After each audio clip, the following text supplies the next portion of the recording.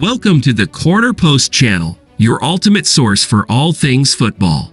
Dive into the exhilarating world of the beautiful game with us as we bring you the latest updates, breaking news, in-depth analyses, and exclusive insights into the footballing universe.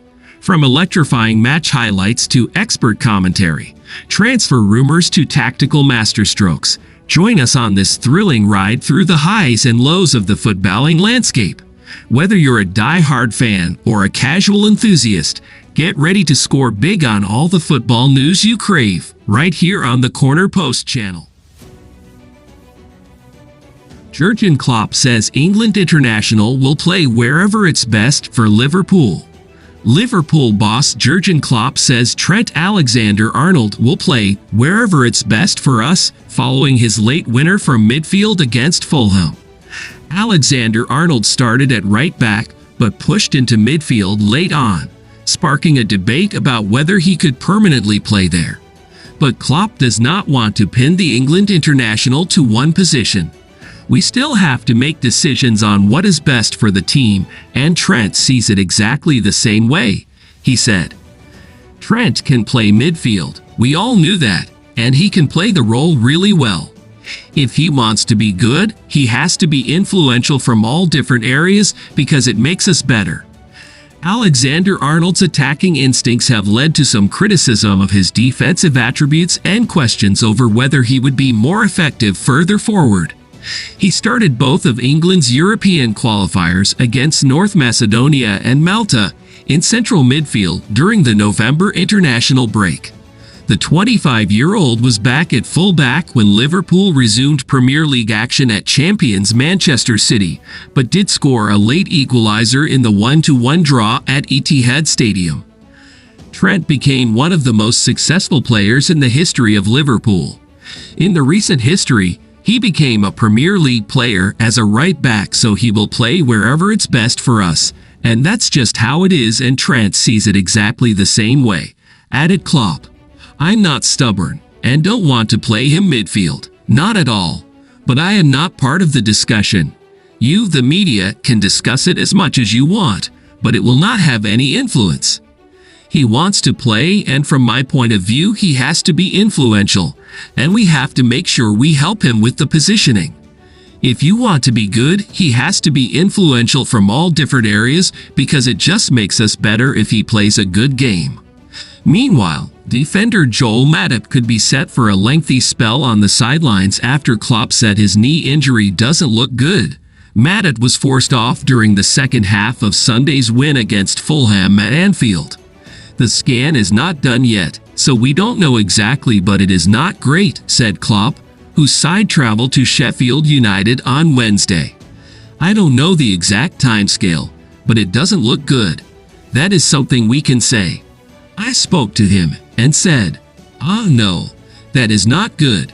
But how long he will be injured for, we don't know. Forward Diogo Jota and goalkeeper Alisson suffered muscle injuries during last month's draw at Manchester City, though they are not expected to be out long-term. The Merseyside club are also without full-back Andy Robertson as he recovers from shoulder surgery, while midfielders Thiago Alcantara and Stefan Bajcetic have yet to make an appearance this season because of hip and adductor injuries respectively. Why Arsenal rotation would not help David Raya or Aaron Ramsdale? Arsenal manager Mikel Arteta insists he is happy with the goalkeeping situation as Aaron Ramsdale and David Raya compete for the number 1 shirt. However, after 2 mistakes at Luton led to goals, should Raya keep his place in the team? On the latest episode of the Football News Show, former England goalkeeper Rachel Brown-Finnis says goalkeepers are not undroppable, but that rotation is not beneficial for either Raya or Ramsdale. She also argues that if Ramsdale is to stay at Emirates Stadium, he will need assurances from England boss Gareth Southgate that limited playing time at Emirates Stadium will not inhibit his international prospects. Manchester City being judged by higher standards than rivals, says boss Pep Guardiola. Manchester City boss Pep Guardiola believes his side is being judged by higher standards than any of their Premier League rivals. City go to Luton looking to avoid a fifth game without a Premier League win for the first time since 2009. Guardiola has never experienced that throughout his illustrious managerial career. Their form is so unusual, it has almost generated a belief of a borderline crisis from onlookers, even though City have only lost one of those 4 winless games. Also, the teams they have faced in their current run, Chelsea, Liverpool, Tottenham, and Aston Villa, are all in the top half of the table, and the latter 3 are in the top 5. Coming off the back of 5 titles in 6 years, a domestic treble, and last season, becoming only the second English side to win the authentic treble, Guardiola feels the reaction is over the top. What they demand of us, they didn't demand of our friends, at all, he said. There is only one team that is going to fail to win the Premier League, that is us. For the rest, winning, it is a big success. Any team. In the end, if they don't win, Arsenal, Liverpool, Chelsea, everyone, it is normal because City should win. It is unfair. It is difficult to handle that every week, every 3 days, for years and years. Mohamed Salah scored his 200th Liverpool goal as Jurgen Klopp's side produced a late comeback against 10-man Crystal Palace to move top of the Premier League and increase the pressure on former boss Roy Hodgson. Salah became only the 5th player to reach that landmark for the club, joining Ian Rush, Roger Hunt, Gordon Hodgson, and Billy Liddell, when he ignited the fight back with a 76th-minute equalizer. It was Harvey Elliott who delivered the decisive moment inside the first of 10 minutes of added time, producing a stunning strike from the edge of the penalty area to lift Liverpool above Arsenal. Salah's goal arrived just 98 seconds after Jordan Ayew was dismissed for a second bookable offense, and the visitors had failed to land a shot on target prior to that moment. Palace, booed off by their supporters following a disappointing home loss to Bournemouth on Wednesday, were on course to deliver a surprise blow to the Reds' title aspirations following Jean-Philippe Matita's penalty. The game had continued for more than 1 minute after Gerald Quansah caught Matita when attempting to clear a cross before the video assistant referee intervened. But referee Andy Madley did not take long to award Palace a spot kick after being sent to the pitchside monitor. Palace had seen a penalty decision in their favor overturned during the first half, when Madley took 3 minutes to review a challenge by Will Hughes on Endo in the lead-up to Virgil van Dijk's foul on Odsonne Edouard inside the box. Liverpool, though dominant, struggled throughout to break the hosts down, and the returning Alisson came to his side's rescue in stunning fashion in the first half when he pushed Jefferson Lerma's first-time shot onto the post.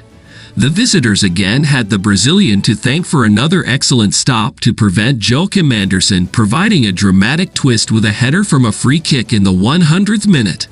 Having eventually ended Palace's spirited resistance, victory took the Reds 1 point above last season's runners-up Arsenal, who lost 1-0 to third-placed Aston Villa later on Saturday.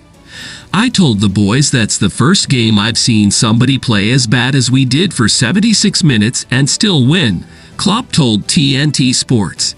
In this period of the year we have to get through, we need results.